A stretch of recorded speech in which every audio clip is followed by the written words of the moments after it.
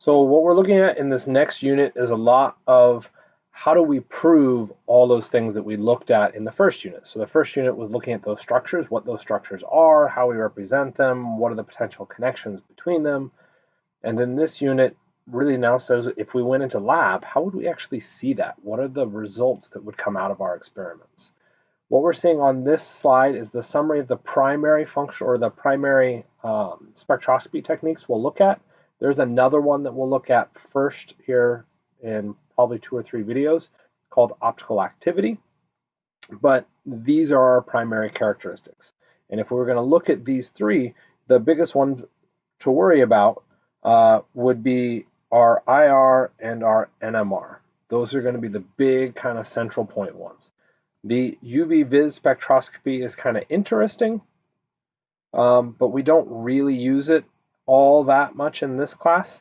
And I would argue that you probably used it in 151 and 152, or first and second semester general chemistry, potentially using something known as a colorimeter. And the colorimeter is just instead of it being UV Vis spectroscopy, it's just visible spectroscopy. So same intent, just slightly different process. Mass spectroscopy doesn't really fit within this same category because the technique being used there isn't really looking at light or, as in these other cases, an undestructive or indestructive method. Mass spectrometry is literally let's just blow it to pieces and see what the pieces look like. Lots of useful information there, and arguably one of the more kind of interesting and useful things that you can pull is from mass spec, but it's also a relatively small portion of our class, and as such we probably won't see it that much. So with that, if we look at our electromagnetic spectrum, this is getting us kind of an idea of what each of our spectroscopies do. So the point behind this is recognizing what those individual energies are. So if we look at, say, the ultraviolet and visible range, we're seeing electronic transitions. So those electronic transitions that you hopefully remember from Gen Chem, your atomic or your emission spectrum are the reverse of this, or your absorption spectrum are this process. Okay, it's looking at those electronic transitions. In the case of our spectroscopy, what we're using it as is an absorption as opposed to an emission. And what you saw typically was the emission, the electrons coming back down. Here we look at it as the electrons going up. It's that absorption necessary to transition between the different orbital levels. When we looked at it in Gen Chem, we were talking about atomic orbital levels. Since we're looking at molecules, we're now using this to look at molecular orbital levels, and so where those jumps are. This is where molecular orbital theory can come in and bother us a little bit with the UV Vis spectroscopy. Okay? After that, if we go through and look at the others, okay, one is ionization. So if we go up in energy, ionization, one of the forms of mass spec is to use ionization, and what we do is just obliterate the molecule. And in that process, it ionizes the molecule, and that's how we end up detecting it. So if we go higher in energy, we end up destroying, and that's really where we're looking at our mass spec. Our electronic transitions are our UV Vis spectroscopy. When we move down to our IR, now we don't really have enough energy to cause electrons to jump energy levels. So instead, what we do is we just cause them to wiggle or vibrate. And so I'm writing the techniques. This would be IR spectroscopy. It's causing the bonds to vibrate, or our molecules. We can detect that vibration, and that is characteristic for the atoms that are connected. The last one, all the way there at the bottom, we can look at nuclear spin transitions. We go to such weak energy that we really don't do much motion at all. And what we'll end up adjusting there is the direction of spin. I keep writing the wrong thing. The direction of spin of our nuclei. The direction of nuclei can be detected as long as they're particular nuclei, and that is detected using NMR, or nuclear magnetic resonance. So we're looking at how those nuclei align with an external magnetic field. And so that's really what we're looking at in this unit, is just those different forms of spectroscopy, the output that they produced, and how we convert that output into a structure that we discussed in Unit 1. okay, and with some of those added complications. There are lots of resources for this. I will say that most textbooks do a really bad job of actually solving spectra. They just go through and say, here's all the theory, but then they don't actually get down into the dirty details of how we go through and solve it.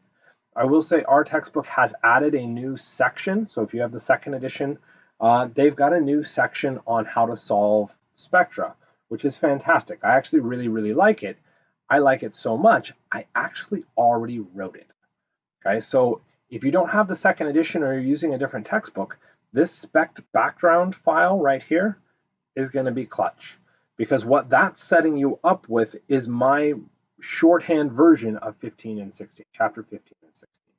You're looking at 6 to 7 pages, I think, as opposed to 60. It covers the real nitty-gritty kind of essentials for how you would go through and solve, and sets you up to be able to do those appropriately. It takes practice. So just reading my spec background file is not going to solve everything for you. You're going to have to sit down and really kind of play with it and nuance those spectra, which means you need practice. If you're in the lab, you get forced practice. You have to complete that next item or that next file on here, and that's the complete spectra problems. If you're in just the lecture and not the lab, you do not have to attempt that document. However, one of those will be on exam 2. The complete full solve will be there. Okay, so I would highly recommend that you go through and do as many of them as you can. Struggle with the harder ones, come up with reasons why things look weird. Okay, talk about it, kick it around. Give you an idea, those complete full solves, usually I say the first one takes maybe an hour to get to a final structure. The second one, because you're getting cocky because you think you know what you're doing, takes upwards of 3 or 4 before you give up and you ask for help. Then it goes maybe half an hour, and then you sit kind of in that hour range for a little bit, and then you get really good at it. Okay, and the amount of solve, or the time it takes to solve, drastically falls. So one of the things that I usually like to present in person is the learning curve behind this. And so if we were to look at, time spent studying versus mastery, ideally we'd have a curve that looks like that. Okay. You could say something along these lines, but that purple one just doesn't make any sense. Okay. Equal time for equal mastery. That seems reasonable.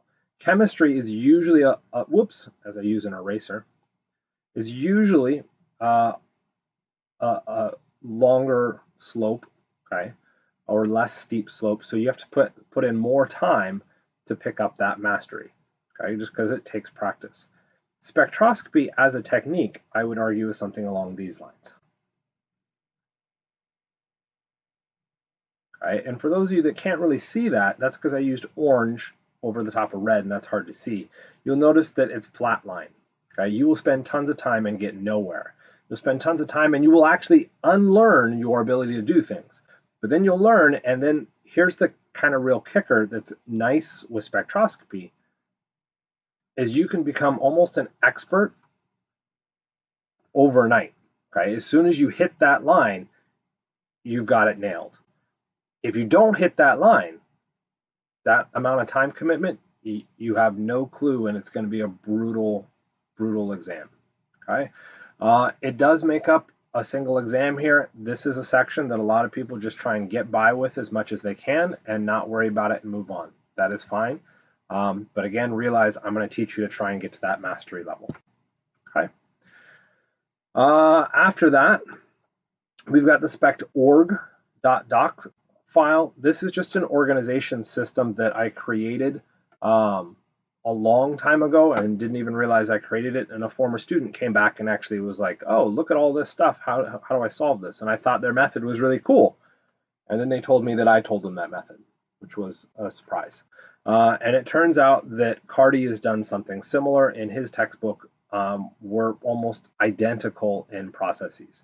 So what I would recommend you do, at least for the first couple, is use the spec.org file to organize your solving process. That's all it is an organizational system.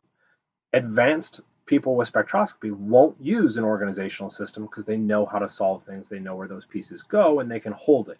You probably aren't there yet, so use some kind of organizational system. Okay? The SpecSum TC is the summary of all of the spectroscopies in kind of one flyer sheet. So there's very little context behind the information, but it summarizes all the big bullet points that you really need to be able to do any solve. Okay? For an exam, that's probably a good document to have handy so that you can quickly reference it. You have to know how to reference it though, so make sure you do the practice. And then you get your PowerPoints and slides. There are PowerPoints and slides actually for the supplemental lectures. They're listed down below, okay, as their file names. Those supplemental lectures are the ones that kind of look at the raw details. The lecture sequence where you're seeing me in that upper right hand, that's left hand corner, these are kind of the theoretical lectures, not the here's how we solve and where these things go lectures. Okay, so if you want the actual nitty gritty, that's those 3 PowerPoints, which turns into 3 lectures. Okay. After that, we'll take a quick look. Actually, I lied. We're not going to take a quick look. We're going to stop so we can get a nice little short break, and you can take a breather and be ready to solve for that next sequence as soon as I can find the stop button.